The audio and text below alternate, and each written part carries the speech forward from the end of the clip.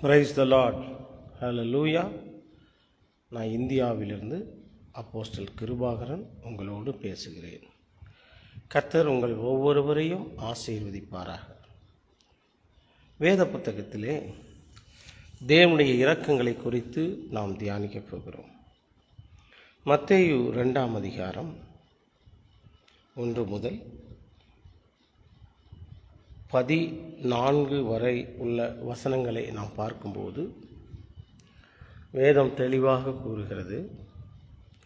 இங்கே ஆண்டவராகிய இயேசு கிறிஸ்து பிறந்த பொழுது சாஸ்திரிகள் எருசலேமுக்கு வந்து ஆண்டவரை தொழுது கொண்டு திரும்பி சென்றதை வேதத்தில் நமக்கு எழுதப்பட்டிருக்கிறது.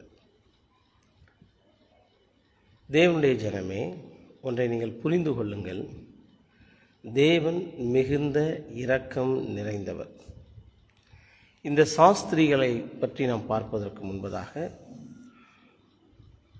மத்தேயு 2ஆம் அதிகாரம் 1வது வசனத்திலே, ஏரோது ராஜாவின் நாளிலே யூதேயாவில் பெத்லகேமில் இயேசு பிறந்த பொழுது கிழக்கிலிருந்து சாஸ்திரிகள் எருசலேமுக்கு வந்தார்கள் என்று வேதம் சொல்லுகிறது. வந்தவர்கள் ஏரோதினிடத்தில் சென்று கேட்ட கேள்வி, யூதருக்கு ராஜாவாய் பிறந்திருக்கிறவர் எங்கே? கிழக்கிலே அவருடைய நட்சத்திரத்தை கண்டு அவரை பணிந்து கொள்ள வந்தோம் என்றார்கள். வேத புத்தகத்திலே 2 கேள்விகள் மிக முக்கியமானவைகள். ஒன்று, தேவன் மனிதனை பார்த்து கேட்ட கேள்வி, ஆதாமே நீ எங்கே இருக்கிறாய்? இது தேவன் மனிதனை பார்த்து கேட்ட கேள்வி. இயேசு கிறிஸ்து பிறந்த பொழுது கேட்கப்பட்ட புதிய ஏற்பாட்டின் முதல் கேள்வி, யூதனின் ராஜா எங்கே? இது 2க்கும் ஒரு மிகப்பெரிய ஒரு தீர்க்க தரிசனம் அடங்கியிருக்கிறது. தேவன் மனிதனை தேடி வந்தது பழைய ஏற்பாடாயிருக்கிறது. ஆதாமை தேடி வந்தார். புதிய ஏற்பாட்டில் இயேசு பிறந்த பொழுது ராஜாவை தேடி வருகிறார்கள். இயேசுவின் பிறப்பே மனுகுலம் ராஜாவை தேடி வந்தது. ஏசாயா 32 1 முதல் 5 வரை உள்ள வசனங்கள், வெளிப்படுத்தின விசேஷம் 20ஆம் அதிகாரம் 4 முதல் 6 வரை உள்ள வசனங்கள், இவைகளெல்லாம் பார்க்கும் பொழுது வேதம் சொல்லுகிறது, இதோ ஒரு ராஜா நீதியாய் அரசாளுகிறார். அவருடைய பிரபுகள் நியாயமாய் துரைத்தனம் பண்ணுகிறார்கள். இயேசுவின் பிறப்பு மீண்டும் மக்களாட்சியை துரத்தி மன்னராட்சியை கொண்டு வரப்போகிற நாட்களுக்காக காத்திருக்கிறோம். எனவேதான் தேவதூதன் சொன்னார், அவர் யாக்கோப்பின் குடும்பத்தாரை என்றென்றைக்கும் அரசாளுவார். அவருடைய ராஜ்யத்திற்கு முடிவிராது. ஓ ஹல்லேலூயா! முடிவில்லாத ராஜ்யத்திற்கு இப்பயே கர்த்தர் நம்மை உட்படுத்தியிருக்கிறார். கொலேசியர் 1ஆம் அதிகாரம் 13வது வசனம் சொல்லுகிறது, இருளின் அதிகாரத்திலிருந்து நம்மை மீட்டு தமது அன்பின் குமாரனுடைய ராஜ்யத்திற்கு நம்மை உட்படுத்தின பிதாவாகிய தேவன் என்று வேதம் சொல்லுகிறது. தேவனாகிய கர்த்தர் இப்பயே நம்மை அன்பின் குமாரனுடைய ராஜ்யத்திற்கு நம்மை உட்படுத்தியிருக்கிறார். எனவே யூதருக்கு ராஜாவாய் பிறந்திருக்கிறவர் எங்கே என்ற ஒரு கேள்வியை மனு மக்களுக்கு கேட்கச் செய்தது கிறிஸ்துவின் பிறப்பு.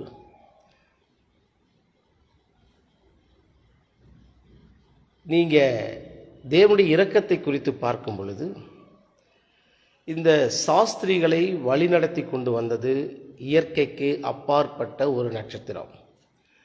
கிழக்கிலே அவருடைய நட்சத்திரத்தை கண்டு அவரை பணிந்து கொள்ள வந்தோம் என்றார்கள்.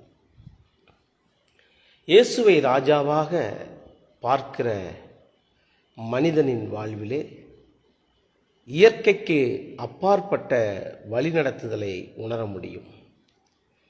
இந்த நாள் முதற்கொண்டு உங்கள் வாழ்க்கையிலே இயற்கைக்கு அப்பாற்பட்ட தேவனுடைய வழி நடத்துதலை நீங்கள் பார்ப்பீர்கள்.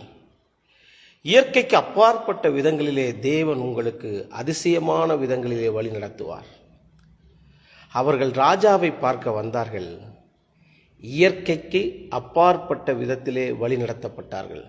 தேவனுடைய ஜனமே, இயேசு கிறிஸ்து நேற்றும் இன்றும் என்றுமே மாறாதவர். அவருடைய இயற்கைக்கு அப்பாற்பட்ட விதங்களிலே ஜனங்கள் ஆச்சரியப்படும்படியாக உன்னை வழி நடத்துவார். அடுத்து நீயே அதிசயப்பட்டு ஆச்சரியப்படும்படியாகவும் தேவன் வழி நடத்துவார். தேவன் உன்னை ஆசீர்வதிப்பார். தேவன் உன்னை உயர்த்துவார். தேவன் உன்னை மகிமைப்படுத்துவார். நீ தேவனுடைய நீதிமானாய் இருக்கிறபடியால் தேவன் உன்னை மகிமைப்படுத்துவார். பழைய ஏற்பாட்டு பரிசுத்தவான்களுக்கு இருந்தது எல்லாமே நம்பிக்கை. ஆனால் புதிய ஏற்பாட்டில் வாழ்கிற நமக்கு விசுவாசத்தை போதிக்கிறது வேதம். நாம் விசுவாசத்தினாலே நீதிமான்களாக்கப்பட்டிருக்கிறபடியால் தேவன் உன்னை மகிமைப்படுத்துவது நிச்சயம். இப்போ நம்ம விஷயத்துக்கு வருவோம். தேவனுடைய இரக்கங்கள் எப்படி கிரியை செய்கிறது என்றால், இயற்கைக்கு அப்பாற்பட்ட விதத்திலே வழிநடத்தப்பட்ட அந்த நட்சத்திரம் ஏரோதின் அரண்மனை வழியாக ஒருவேளை சென்றிருக்கலாம். இவர்கள் ஞானிகளாய் இருக்கிறபடியால் உடனே தங்களுக்குள்ளே ஆலோசித்து ராஜாவானவர் அரண்மனையிலே தான் பிறந்திருப்பார் என்று அங்கே சென்றார்கள். நடந்தது என்ன? இயற்கைக்கு அப்பாற்பட்ட வழிநடத்துதல் நட்சத்திரத்தை அவர்கள் இழந்து போனார்கள். உங்கள் வாழ்க்கையில் நீங்கள் இழந்து போன, தொலைந்து போன, உங்களை விட்டு கடந்து போன எல்லாவற்றையும் கர்த்தர் 1000 மடங்கு திரும்ப தருவார். 1000 மடங்கு தேவன் உங்களுக்கு திரும்ப தருவார். தேவனுடைய ஜனமே, தேவனுடைய ஊழியனே, உன்னுடைய இருதயத்தினுடைய காயங்களை எல்லாம் கர்த்தர் தழும்பாக மாற்றுவார். உன் இருதயத்தின் காயங்களை எல்லாம் கர்த்தர் தழும்பாக மாற்றுவார். உன் இருதயம் ரணத்தினால் நிறைந்திருக்கலாம். தேவனுடைய கிருபை உன்னோடு கூட கடந்து வருகிறது. அது உன்னை ஆற்றுகிறது, அது உன்னை தேற்றுகிறது. இந்த ராஜா சொன்னதை கேட்டு போகையில், வசனத்தை பாருங்க, 9வது வசனம் சொல்லுகிறது, ராஜா சொன்னதை அவர்கள் கேட்டு போகையில் இதோ அவர்கள் கிழக்கிலே கண்ட நட்சத்திரம் பிள்ளை இருந்த ஸ்தலத்திற்கு மேல் வந்து நிற்கும் வரைக்கும் அவர்களுக்கு முன் சென்றது. அவர்கள் அந்த நட்சத்திரத்தை கண்டபோது மிகுந்த சந்தோஷம் அடைந்தார்கள். மனிதனுடைய யோசனையினால் நாம் பல நேரங்களிலே ஊழியங்களிலே தோல்விற்றிருக்கிறோம். நாம் தோல்விகளெல்லாம் எப்பொழுது நமக்கு சந்தித்தது என்றால், என்றைக்கு தேவனுடைய கிருபையை நம்பாமல் ஆழமாக யோசித்தோமோ அன்னைக்கே நம்ம வீழ்ந்து போனோம். ஆனாலும் தேவனுடைய மாறாத கிருபை நம்மீது இறங்கி வருகிறது. மனிதனின் ஆலோசனையின்படி நடந்த நம்மை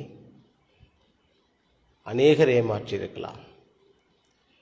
இன்றைக்கு அந்த நட்சத்திரத்தை மீண்டும் அவர்கள் கண்டார்கள். அதுதான் தேவனுடைய கிருபை.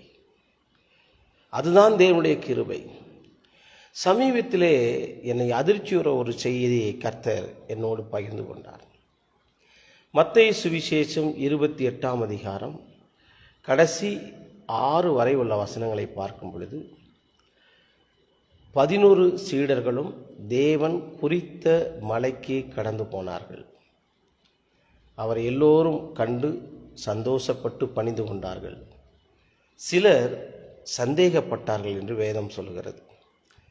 சந்தேகப்பட்டு விட்டார்கள் என்பதற்காக இயேசு என்ன செய்தாராம்? அவர்களை தள்ளிவிடவில்லை. அடுத்த வரி சொல்லுகிறது, அவர்கள் அருகிலே வந்தாராம். அவர் வந்தாராம். தேவனுடைய ஜனமே, தேவன் மிகுந்த இரக்கம் நிறைந்தவர். சில நேரங்களிலே நமது ஊழியங்களிலே, நமது சூழ்நிலையிலே ஜெபிக்க முடியாத ஒரு சூழ்நிலை வருகிறது. நாம் ஜெபி என்று ஜனங்களுக்கு சொல்லுகிறோம். நாம் ஜெபிக்கும்படி மக்களை பயிற்றுவிக்கிறோம்.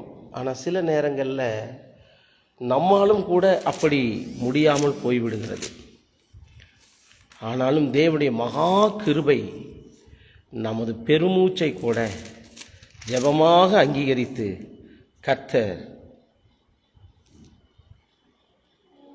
அந்த ஜெபத்தை அல்லது பெருமூச்சை ஜெபமாக கேட்டது எத்தனையோ நாட்கள். அப்படித்தான் தேவனுடைய ஜனமே, தேவனுடைய இரக்கம், தேவனுடைய கிருபை, தேவனுடைய மகிமை உன் பலவீனங்களிலும் கூட பூரணமாக விளங்கும் என்பதற்கு ஆதாரம்தான் இந்த வசனம். அவர்கள் சந்தேகப்பட்ட பொழுது 18வது வசனம் சொல்லுகிறது, மத்தேயு 28:18, இயேசு சமீபமாய் வந்தாராம். ஓ, எத்தனை அன்பு, எத்தனை மகிமை! தேவன் உனது அருகிலே எப்பொழுதும் இருக்கிறவர். அவர் உனது அருகிலே வருகிற உன் சந்தேகம் ஒரு நாளும் தேவனை புறந்தள்ளி விடாது. உயிர்த்தெழுதலுக்கு முன்பு மார்க்கு 16ஆம் அதிகாரத்திலே கடைசி 6 வசனத்தை பாருங்கள். விசுவாசியாதவர்களை கடிந்து கொண்டார். ஆனால் அதே தேவன்தான் இப்பொழுது அவர்கள் அவிசுவாசமாக இருந்த பொழுதும் கூட, சந்தேகப்பட்ட பொழுதும் கூட இயேசு சமீபமாய் வந்தாராம். சமீபமாய் வந்தது மாத்திரமல்ல, அவர்களுக்கு வாக்குத்தத்தம் கொடுத்தார். வானத்திலும் பூமியிலும் சகல அதிகாரம் எனக்கு கொடுக்கப்பட்டிருக்கிறது என்றார். மீண்டும் அவர்களை ஊழியத்திற்கு அழைத்தார். அழைத்த கர்த்தர் சொன்னார், உலகத்தின் முடிவு பரியந்தம் சகல நாட்களிலும் நான் உங்களோடு இருக்கிறேன் என்றார். இதைவிட தேவனுடைய அன்பை எப்படி விவரிக்க முடியும் கர்த்தருடைய பிள்ளையை? இதைத்தான் மத்தேயு 2ஆம் அதிகாரத்தில் பார்க்கிறோம். அவர்கள் இயற்கைக்கு அப்பாற்பட்ட வழிநடத்தலை எப்படி தவற விட்டார்கள்? மனித சிந்தையினாலே. மனித சிந்தையிலே நமது ஊழியங்கள் தோல்வியுற்றிருக்கலாம். தேவனுடைய கிருபை மீண்டும் உன்னோடு வரும். ஏரோது சொன்னால், நீங்கள் போய் பிள்ளையை கண்டு தொழுது கொண்ட பின்பு எனக்கு அறிவியுங்கள், நானும் வருகிறேன் என்றான். பல நேரங்களிலே தோல்வியுற்றவனாய் நீ இருக்கலாம். இதோ தேவனுடைய கிருபை உன் மீது இறங்கி வருகிறது. 2 கொரிந்தியர் 2:14 சொல்லுகிறது, எப்பொழுதும் எல்லாவற்றிலும் உங்களுக்கு ஜெயம் கொடுக்கிற தேவன் உங்கள் அருகில் இருக்கிறார். சங்கீதம் 41:11 சொல்லுகிறது, சத்துரு என் மேல் ஜெயம் கொண்டாதினால் நீர் என் மேல் அன்பாயிருக்கிறதை நான் அறிவேன் என்றான். ரோமர் 8ஆம் அதிகாரம் கடைசி 4 வசனங்களை வாசித்து பாருங்கள். நம்மில் அன்பு கூறுவர்களாலே நாம் முற்றிலும் ஜெயம் கொண்டவர்களாயிருக்கிறோம். உங்கள் வாழ்க்கையும் அப்படித்தான் தேவ ஜனமே, உங்கள் வாழ்க்கையும் அப்படித்தான். நீங்கள் முற்றிலும் ஜெயம் கொண்டவர்களாயிருப்பீர்கள். தேவனுடைய கிருபைகள் ஊழியங்களை எடுத்து நிறுத்தும். தேவனுடைய மகிமை உங்களை பிரகாசிப்பிக்க செய்யும். அவர்கள் ராஜா சொன்னதை கேட்டு போகையில் மீண்டும் நட்சத்திரம் அவர்களுக்கு வழிகாட்டினது. உங்கள் பலவீனங்கள் ஒரு நாளும் தேவனுடைய மகிமையை வெளிப்படுத்தாத இருக்கவே செய்யாது. பலவீனத்தில் தேவனுடைய பலன் பரிபூரணமாக விளங்கும். உங்கள் வாழ்க்கையிலே தேவனுடைய மகிமை பரிபூரணமாய் விளங்கும். நீங்கள் ஆசீர்வதிக்கப்படுவீர்கள், நீங்கள் உயர்த்தப்படுவீர்கள். ஏசாயா 61:3 நீங்கள் வாசித்து பாருங்கள். வேதம் சொல்லுகிறது, நீங்கள் ஜாதிகளின் செல்வங்களை அனுபவித்து அவர்கள் மகிமையை கொண்டு நீங்கள் மேன்மை பாராட்டுவீர்கள். நீங்கள் கர்த்தரின் ஆசாரிகள் என்று சொல்லப்படுவீர்கள். தேவனுடைய பிள்ளையே, 7வது வசனம் சொல்லுது, உங்கள் வெட்கத்திற்கு பதிலாக இரட்டத்தனியாய் பலன் வரும். இதன் நோக்கம் என்ன? நீங்கள் பணம் இல்லாமல், பொருள் இல்லாமல் அனுபவித்த எல்லா நிந்தனைகளையும் வேதனைகளையும் தேவன் அறிவார்.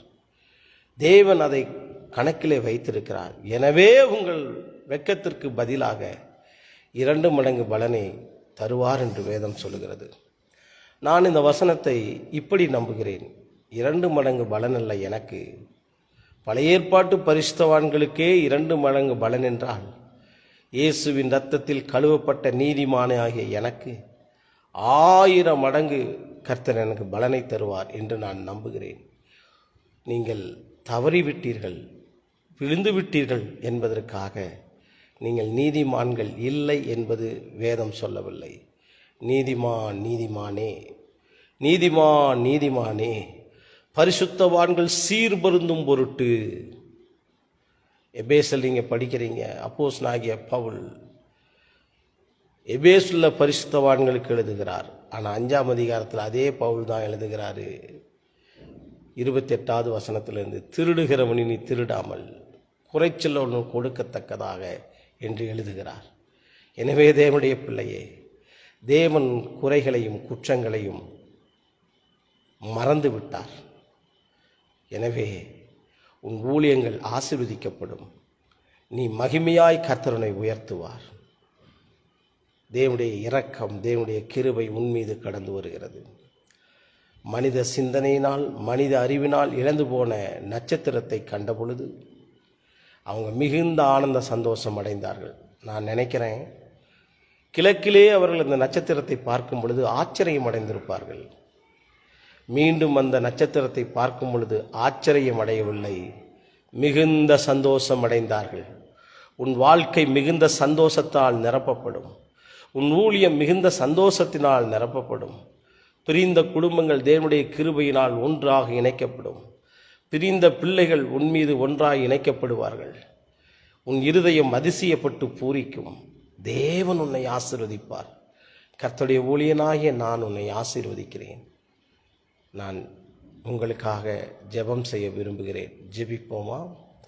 கிருபை நிறைந்த தேவனாகிய கர்த்தாவே, இந்த செய்தியை கேட்கிற ஒவ்வொரு கர்த்தருடைய பிள்ளைகள் மீதும் தேவனுடைய கரம் இறங்கி வரட்டும். இவர்கள் சத்துருக்களுக்கு முன்பதாக இவளை கர்த்தர் உயர்த்துவீராக. இவளை ஆசீர்வதிப்பீராக. இவர்கள் ஊழியங்கள் மலரட்டும். இவர்கள் பொருளாதாரம் செழிக்கட்டும். தேவனே, எந்த நிலையில் இருந்தாலும் பிள்ளை உமக்கு பிள்ளைதானப்பா. உம்முடைய பிள்ளைகளை நினைத்தருளும். நாங்கள் எங்கள் வாழ்நாளிலே பாவம் பண்ணினதை விட தேவனுடைய மகிமை எப்பொழுது இழந்தோம் என்றால், மனித சிந்தனையை எங்கள் சிந்தனையாய் மாற்றிக்கொண்ட பொழுது நாங்கள் அது மகிமை இழந்தோம் அப்பா. மீண்டும் உம்முடைய கிருபை எங்கள் வாழ்வில் குறுக்கிட்டது. மனிதர் எங்களை தவறாய் நடத்தி அந்த வழியிலே நாங்கள் போகும் பொழுது கிழக்கிலே கண்ட அதே நட்சத்திரம் மீண்டும் அவர்களுக்கு காணப்பட்டது. இப்பொழுது அவர்கள் ஆச்சரியப்படவில்லை, மிகுந்த சந்தோஷம் அடைந்தார்கள். தேவனே, உடைய ஊழியங்கள் அப்படி ஆகட்டும். உடைய பிள்ளைகளை நினைத்தருளும் கர்த்தாவே. ஆண்டவரே, எபிரேயர் 6ஆம் அதிகாரம் 10, 11, 12 வசனங்கள் சொல்லுகிறது, நீங்கள் பரிசுத்தவான்களுக்கு செய்ததினாலும் செய்து வந்ததினாலும் உங்கள் அன்புள்ள பிரயாசத்தை மறந்து விடுவதற்கு தேவன் அநீதிக்காரர் அல்ல என்று வேதம் சொல்லுகிறது. தேவனே, உம்முடைய கிருபையினால் உம்முடைய மக்களை நினைத்தருளும் கர்த்தாவே. நீர் மறவாதவர். உம்முடைய மக்களை நினைத்தருளும். கர்த்தருடைய ஊழியனாகிய நான் இவளை ஆசீர்வதிக்கிறேன். தேவரீர், மீண்டும் இவருடைய வாழ்வு மலருவதாக. இயேசு கிறிஸ்துவின் நாமத்தில் ஜெபிக்கிறேன். தேவனுடைய ஆவியானவர்களுக்கு உதவி செய்வீராக. இயேசுவின் நாமத்தின் பிதாவே, ஆமென். என் ஆத்துமாவே கர்த்தரை ஸ்தோத்திரி, என் முழு உள்ளமே அவருடைய பரிசுத்த நாமத்தை ஸ்தோத்திரி. என் ஆத்துமாவே கர்த்தரை ஸ்தோத்திரி, அவர் செய்த சகல உபகாரங்களையும் மறவாதே. ஆமேன். தேவன் தாமே உங்கள் ஒவ்வொருவரையும் ஆசீர்வதிப்பாராக. கர்த்தர் உங்களோடு இருப்பாராக. எனது பெயர் அப்போஸ்டல் டாக்டர் கிருபாகரன். நான் தமிழ்நாடு என்ற மாநிலத்தில் ஈரோடு என்ற ஓர் தொழில் நகரத்தில் கர்த்தருடைய ஊழியத்தை செய்து கொண்டு வருகிறேன். தொடர்ந்து உங்கள் ஜெப விண்ணப்பங்கள் அல்லது வேதாகம சந்தேகங்களை நீங்கள் என்னிடத்தில் கேட்க விரும்பினால் 95 430 44 22 9 என்ற தொலைபேசி எண்ணுக்கு உங்கள் ஜெபங்களையும் உங்கள் சந்தேகங்களையும் உங்கள் காணிக்கைகளும் நீங்கள் அனுப்பலாம். கூகுள் பே, ஜிபே, வாட்ஸ்அப் இவைகளில் நீங்கள் அனுப்பலாம். ஃபோன்பேலும் நீங்கள் அனுப்பலாம். எனவே மீண்டும் உங்களுக்கு ஞாபகப்படுத்துகிறேன், உங்கள் ஜெப உதவிக்கு 95 430 44 22 9 என்ற தொலைபேசி எண்ணுக்கு நீங்கள் தொடர்பு கொள்ளுங்கள். கர்த்தர் உங்களை ஆசீர்வதிப்பாராக. மீண்டும் சந்திப்போம். God bless you.